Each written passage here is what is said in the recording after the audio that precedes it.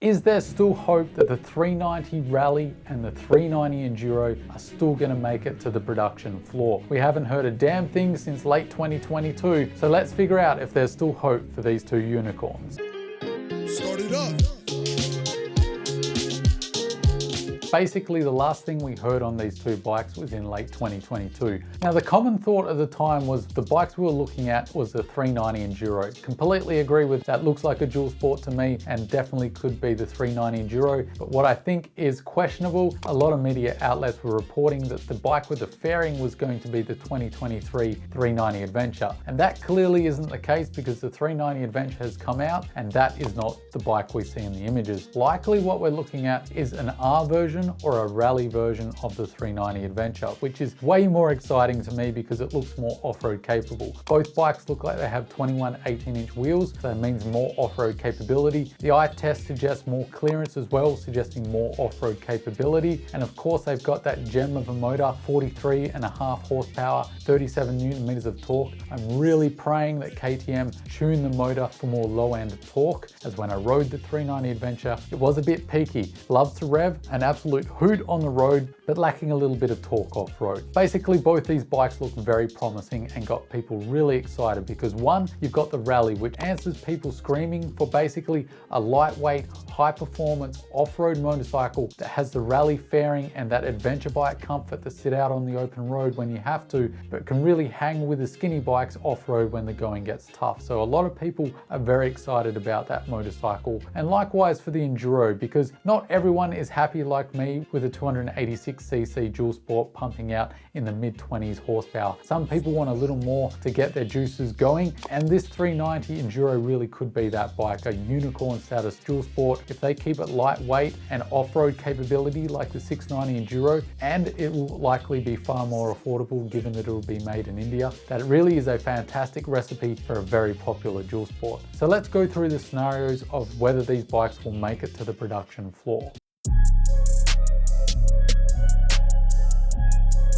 So let's start out on the negative side, get it straight out of the way, rip it off like a band-aid. No, Kelly Clarkson! It could get cancelled like the 490. KTM were really excited about their 490 platform. Stefan Pierre teased it himself, giving us specs and a relative release date, only for a few years down the track for it to be all pulled away from us and completely cancelled, citing economic problems, backlog in their factories in India, as well as the health crisis as a major contribution. So it could stand to reason that this could happen to these two models because the Bajaj factory where the KTMs are made are absolutely pumping at the moment, because not only do they have an agreement with KTM, but they've also got an agreement with Triumph small displacement motorcycles as well. They're really popular 400cc scrambler and speed. If you haven't been following those things, the list to get one of those bikes is going exponential before they even hit the showroom floors. Could be a fact of there just isn't enough room to fit these bikes into the manufacturing schedule, even if they wanted to. So there's a lot of factors here. Maybe they could cite economic factors as well, as it still is rough times. The cost of components is getting far more expensive. Maybe KTM are thinking to themselves, you know what, cancel it completely. People are happy enough with the 390 Adventure, let's just stick with that. So that could be one possibility. I really hope that isn't the case, but it is something we need to keep in mind.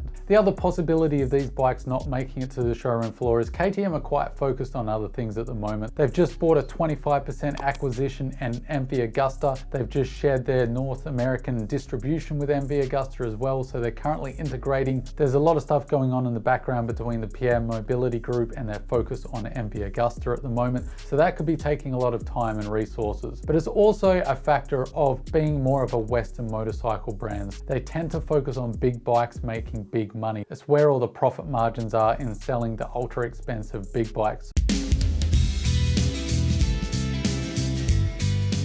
A big one is Royal Enfield's Himalayan 450. 40 horsepower, 40 odd newton meters of torque, said to be much lighter and more off-road capable than the 411 Himalayan. It's getting a lot of excitement online and from off-road riders. A lot of people are very excited for the value that this bike could offer, the off-road capability, and of course the specifications with a 21-inch front, decent travel suspension, the brand new 450 motor. It's got a lot of components that could make a recipe for a fantastic rally/adventure bike. So KTM's lunch really could be taken by Royal Enfield if they're not careful here. So KTM could be watching very closely to see how well this bike does. And generally when a manufacturer breaks new ground and offers a new bike in a category that has either been left untouched for a while or is brand new, manufacturers are quick to jump in to profit from the success of that original company. Think of just how popular the middleweight adventure bike segment is now compared to 10 years ago. It's absolutely booming because we had a brave few that moved in very early on and then everyone jumped on board. So we could see that happen and KTM dust off the 390 Enduro and the 390 Adventure R to tackle the 450 Himalayan. So I think that is a definite possibility. The other thing here that lends credence to these bikes still coming to the showroom floor is just how polished these two bikes look in those spy shots. They look quite far along in the development process. It looks like most of the hard work is already done, and why would you shelve a bike that is so close to production and you've already put years of development costs into it?